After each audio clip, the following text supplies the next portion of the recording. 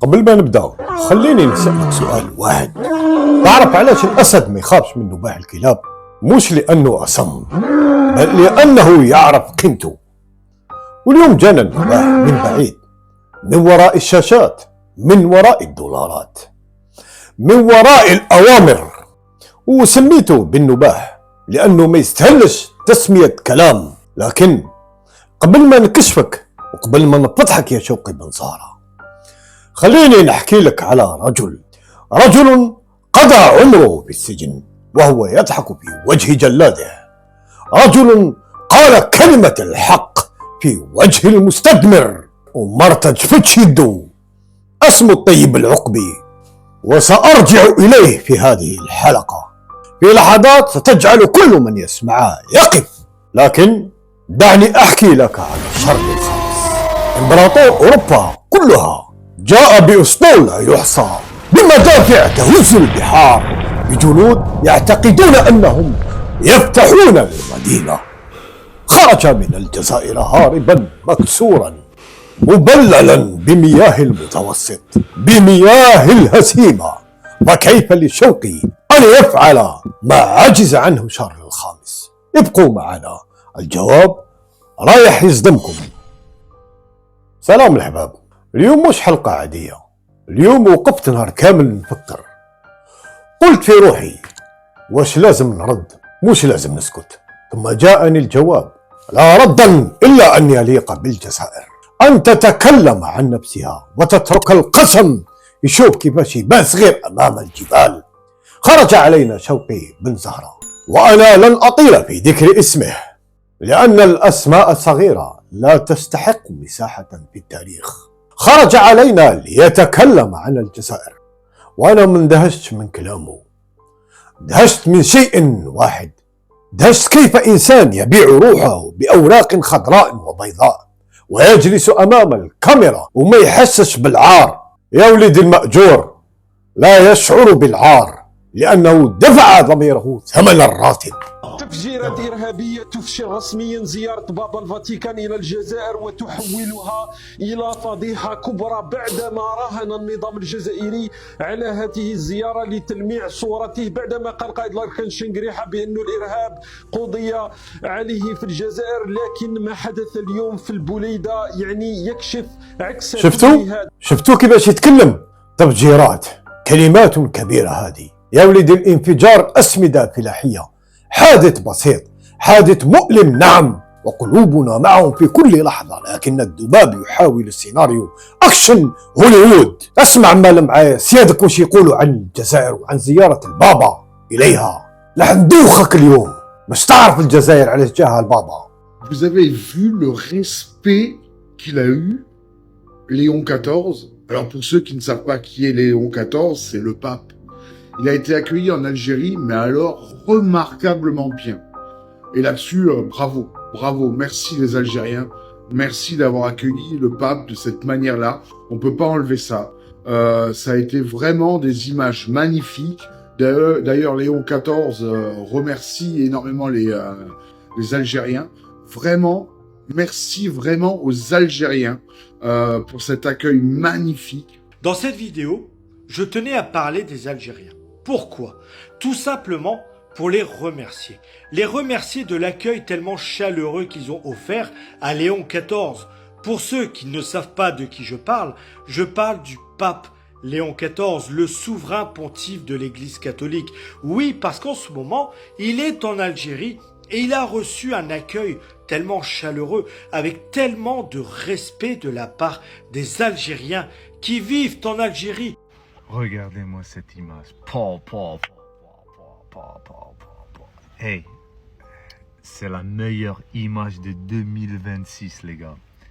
C'est incroyable. Un musulman, un imam, comme on dit, avec un chrétien, le pape Léon XIV, dans une mosquée, la 3e plus grande mosquée au monde. Et où? En Algérie, ma gueule. Putain. Hey, vous imaginez même pas le poids de cette image, le geste qu'elle a fait l'Algérie pour les chrétiens et le message qu'elle a envoyé pour le monde entier. Vous savez pas il y a quoi derrière tout ça. L'Algérie, c'est pas ce que vous croyez. Un mauvais pays, un pays contre les êtres humains, un pays islamiste, je sais pas quoi. Non, non. L'Algérie, c'est un pays qui respecte tout le monde. Les chrétiens, les juifs, ils manquent juste un rabbin et ils finissent le game. Bravo à l'Algérie et les médias qui essaient de salir l'Algérie et les dirigeants algériens. ما كنتش انا محتاج باش نسمع هذا الكلام، لاني نعرف قيمة بلادي، نعرف القدرة تاع بلادي، نعرف الكفاءة تاع بلادي، نعرف العظمة تاع بلادي. ما انت ما تعرفهاش. قل لي علاش برك؟ لانك تجهل تاريخ الجزائر، تجهل قيم الجزائر، مبادئ الجزائر، تجهل من هو الشعب الجزائري. هذا الشعب اللي خرج من رحم الثورة ما يتخدعش بسهولة. يحاولوا يشوشوا عقله لكن خايفين من شيء واحد: الوضوح. افهمني مليح يا شوقي، لما الشعب يفهم يبطل يخاف، ولما يبطل يخاف تنهار الامبراطوريات الورقية. وانا هنا لأجعلكم تفهمون. والآن وعدتكم بالطيب العقبي رحمه الله في زمن كان فيه الاستعمار الفرنسي يعتقد أنه سيطمس الهوية الجزائرية إلى الأبد. كان هناك 4 علماء جعلوا من العلم سيفا والكلمة ذرعا: العلامة بن باديس، والإبراهيمي، والطيب العقبي، والعرب التبسي. 4 رجال لا جيوش عندهم، لا مدافع، لا أساطيل، عندهم فقط شيء واحد: كلمة الحق في وجه الباطل. الطيب العقبي رحمه الله وأسكنه فسيح جناته سجنوه واتهموه بما لم يفعل، أرادوا كسر قلمه، فمن كسر القلم انكسر القضبان. لأن الرجل الذي يؤمن أن الجزائر رسالة لا يمكن أي سجن أن يحبس الحق، وهذا ما لم يفهمه شوقي بن زهرة أبدا. لأن الجزائر ليست دولة فقط، الجزائر مدرسة للرجولة، مصنعا للرجال، وقلعة حميدة في الوفاء. أنت يا شوقي لست جزائريا، والله وبالله وتالله. الجزائري جينات لا تباع ولا تشترى بالأورو. وأعود إلى شارل الخامس سنة 1541. إمبراطور الغرب كله جاء ب500 سفينة أو يزيدون، ب25,000 جندي، بحلم واحد: أن يسقط الجزائر. ولم تمضي 3 أيام حتى رأى رجاله يغرقون، ورأى أسطوله يتحطم. لم يكن عدو الجزائر من الشرق أو من الغرب، كان البحر نفسه ينتفض دفاعا عنها. ما أعظمك يا رب.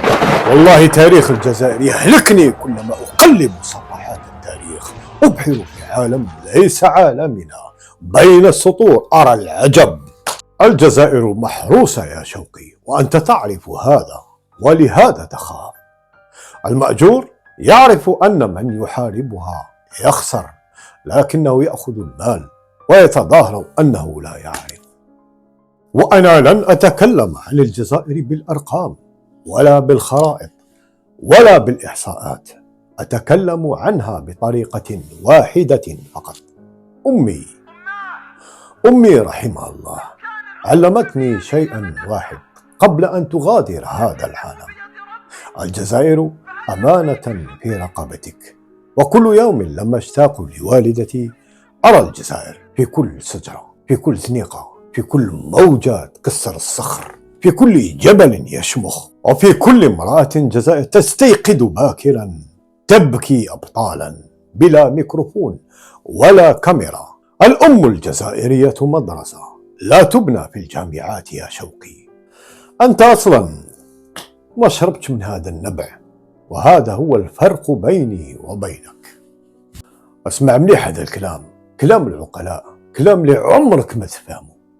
شبابنا اللي حرق في البحر ما خرجوش لأنهم يكرهون البلد، بل خرجوا خطراش كاين بعض المسؤولين فاشلين. حرق لأن وزير جوعه كما وزير تجارة يجوع الشعب طماطيش ب30,000 وهو يصدر فيها، لأن البيروقراطية أهانته، لأن مسؤولا فاشلا جلس على الكرسي بالمحسوبية لا بالكفاءة.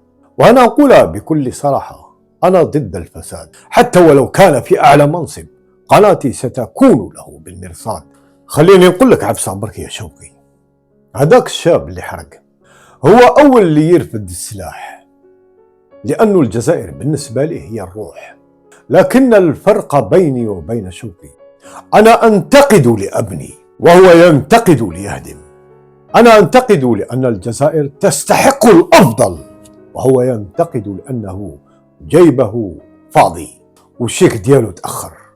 الجزائر اليوم ليست نفس الجزائر التي كان يتصورها أعداؤها. في مسار 2028 أو 2029 بإذن الله ستكون الجزائر فاعلا لا يمكن تجاهله في إعادة رسم خرائط النفوذ العالمي، من إفريقيا إلى المتوسط، من الغاز إلى الدبلوماسية، لأن الجزائر تملك ما لا تملكه الإمبراطوريات المصطنعة. تملك شعبا يؤمن بها أكثر ممن يؤمن بأي زعيم. راك تخرف وتطلق في بنابل، راك حاب تخربها وهي المحروسة من عند الله يا بن زهرة. أرواح نفهمك هذا إذا فهمته. زيارة البابا للجزائر ليست مجرد زيارة دينية، إنها رسالة للعالم أن الجزائر هذا البلد الإسلامي العريق قادر على استقبال العالم بصدر رحب، من موقع القوة لا ضعف، من موقع الندية لا التبعية. هذا ما يغيض المخزن، هذا ما يغيض من يريد أن تبقى الجزائر في دائرة الاتهام والشك. لأن الجزائر حين تتكلم بحكمة يصغر كل من كان يصرخ بالضجيج. يا شوقي، وما نكملش اسمك لأن التاريخ ما يحتاجش اسمك، لكن سيحتاج لاسم كل جزائري وقف في وجه الكذب وقال لا.